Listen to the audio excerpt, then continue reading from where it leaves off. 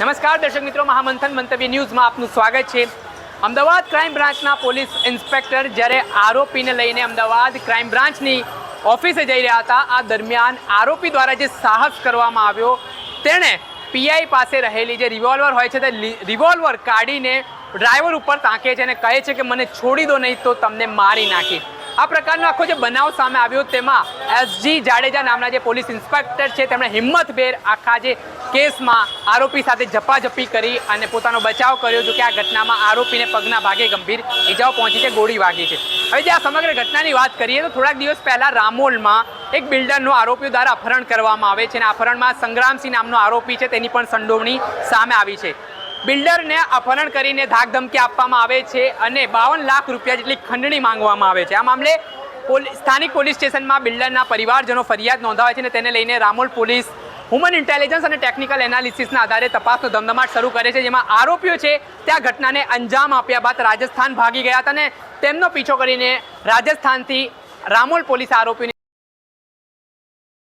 લઈને અમદાવાદના police commissioner Gyanendrasinh Malik દ્વારા આ મામલે સમગ્ર કેસની તપાસ અમદાવાદ ક્રાઇમ બ્રાન્ચને સોંપી હતી। જ્યારે અમદાવાદ ક્રાઇમ બ્રાન્ચ રામોલ પોલીસથી આરોપીઓનો કબજો લઈને ગાયકવાડ હવેલી આવી રહી હતી, તે દરમિયાન રસ્તામાં આખો ઘટનાક્રમ બન્યો, જેમાં આરોપી સંગ્રામસિંહ તેની પાસે રહે જે પીઆઈ તેમની બાજુમાં બેઠા હતા, એસજી જાડેજા તેમની પાસે રિવોલ્વર હોય છે, તે રિવોલ્વર ઝૂંટવી લે છે અને ત્યારબાદ ડ્રાઈવર આગળ તાકીને કહે છે કે તમે મને છોડી દો, નહીંતર હું અહીંયા જ પતાવી દઈશ। આ પ્રકાર બાદ જે આ ઘટનામાં પીઆઈ એસજી જાડેજા હોય છે તે હિંમતભેર આરોપી સાથે ઝપાઝપી કરે છે અને આ ઘટનામાં આરોપીના પગના ભાગે ગોળી વાગી હતી। આ મામલે શું કહી રહ્યા છે અમદાવાદ ક્રાઇમ બ્રાન્ચના જેસીપી શરદ સિંઘલ, તે સાંભળો।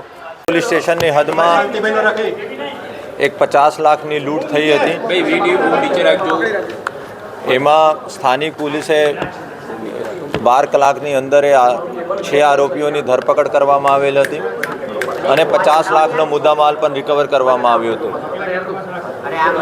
અને આરોપીઓ જો છે એમાં મુખ્ય આરોપી સંગ્રામ અને બીજા આરોપીઓનો ગુનાહિત ઇતિહાસ હતા।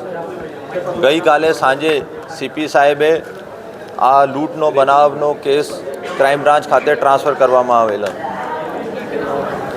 આ આદેશની અનુસંધાને ક્રાઇમ બ્રાન્ચે ગઈકાલે રાત્રે રામોલ પોલીસ સ્ટેશન પાસેથી આરોપીઓની કસ્ટડી મેળવી અને ક્રાઇમ બ્રાન્ચ લાવતો હતો। રસ્તામાં રિવરફ્રન્ટની પાસે આ સંગ્રામ જો મુખ્ય આરોપી છે, આ પીઆઈ જડેજાની બાજુમાં બોલેરોમાં હતા, એની બાજુમાં ક્રાઇમનો કોન્સ્ટેબલ હતો, આગળ પણ હતો ને ડ્રાઈવર ચલાવતો હતો। એને ત્યાં પીઆઈ એસજે જડેજાની જો સર્વિસ રિવોલ્વર છે એનો છીનવાનો પ્રયાસ કર્યો અને ઝપાઝપીમાં 2 રાઉન્ડ ફાયર થયા અને 1 રાઉન્ડ એને પગમાં વાગ્યું હતું। તાત્કાલિક પોલીસ એને સિવિલ હોસ્પિટલ લઈને આવ્યો હતો। અત્યારે કાલે રાતથી એનો સારવાર થઈ ગયું છે, એના પગમાં ફ્રેક્ચર છે અને ટૂંક સમયમાં ડૉક્ટર એનું ડિસ્ચાર્જ કરવામાં આવશે। અને એનો પ્રયત્ન હતો કે વેપન લઈને પોલીસને અસોલ્ટ કરીને ભાગવાનો અને પોલીસ ક્યોંકિ સમયસર અને એલર્ટ હતી, એને કોઈને જાનહાનિ થઈ નથી। ફક્ત પીઆઈ એસજે જડેજાનો થોડી ઇન્જરી થઈ છે અને બાજુમાં જો પીઆઈ કોન્સ્ટેબલ હતો એનો પણ ઇન્જરી થઈ છે અને બંનેની કાલે રાત્રે સારવાર થઈ ગઈ છે। સર, અલગથી કોઈ ગુનો દાખલ કર્યો છે કે કેમ સંગ્રામની વિરુદ્ધમાં, કારણ કે તેણે પોલીસ કસ્ટડીમાંથી ભાગવાનો પ્રયાસ કર્યો છે? એને વેપન લઈને ફાયરિંગ કરવાનો પ્રયાસ કર્યો તો 307 જો આઈપીસી મુજબ અને બીએનએસમાં 308 મુજબ એફઆઈઆર દાખલ ક્રાઇમ બ્રાન્ચમાં કરવામાં આવેલ છે।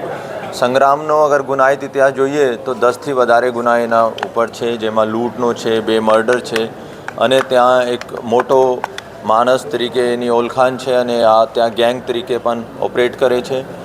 અને આ વર્ષે માર્ચમાં જો વસ્ત્રાલ ખાતે બનાવ બન્યો હતો, એમાં જો પંકજ ભાવસર અને આ જો ગેંગ હતા એને સામેવાળા ગેંગમાં આ મુખ્ય જો આરોપી હતા આ સંગ્રામ છે અને છેલ્લા કેટલા દિવસોથી આ પોલીસ એનો શોધખોળ કરતી હતી અને 2 દિવસ પહેલાં એને બહુ વ્યવસ્થિત રીતે લૂંટ કરી હતી અને એનો જોઈએ તો આ મિલિટરીની ટ્રેનિંગ પણ લીધી હતી।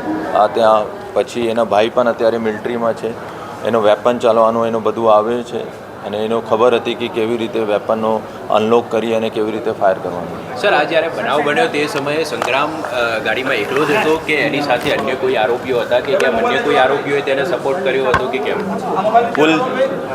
કુલ 6 આરોપી હતા. રામોલ લૂંટમાં 6 ને 6ની પોલીસ ક્રાઇમ બ્રાન્ચે કસ્ટડી મેળવી હતી. એમાં 2 આરોપીઓનો ગુનાહિત ઇતિહાસ હતો અને અમે આશંકા હતી કે આ વધારે માથાભારે છે, તો 2 જણા જો માથાભારે હતા એનો અલગ અલગ બોલેરોમાં લાવતા હતા અને જો 4 હતા SMLમાં પાછળ. સાહેબ આ ભાગવાનો ક્યાં તો કંઈ કહે છે ખરા તપાસમાં કોની મદદથી ક્યાં જવાનો હતો શું કરવાનો હતો પછી એ શું તપાસ કરીશું આપણે? આ મૂળ યુપી બાજુનો છે. એનો આ પ્લાન હતો કે અહીંથી ભાગીને ગમે તે રીતે ત્યાંથી અહીંથી ફરાર થઈને યુપી અને આ બાજુ ભાગવાનું. આપણે સાંભળ્યા અમદાવાદ ક્રાઇમ બ્રાન્ચના સરસ સિંગલ તેમણે આ ઘટનાને લઈને માહિતી આપી છે અને આ બનાવમાં સંગ્રામસિંહના ગુનાહિત ઇતિહાસ વિશે પણ તેમણે કહ્યું છે અને આ મામલે ક્રાઇમ બ્રાન્ચે અલગ અલગ કલમો હેઠળ આરોપી સામે ગુનો નોંધીને હવે તેની સામે કાયદેસરની કાર્યવાહી હાથ ધરી છે. દર્શક મિત્રો, આવા જ નવા વિડીયો સાથે આપણે માહિતગાર કરતા રહીશું, એટલે મહામંથન મંતવ્ય ન્યૂઝને લાઇક કરી લો, સબસ્ક્રાઇબ કરી લો અને શેર કરવાનું.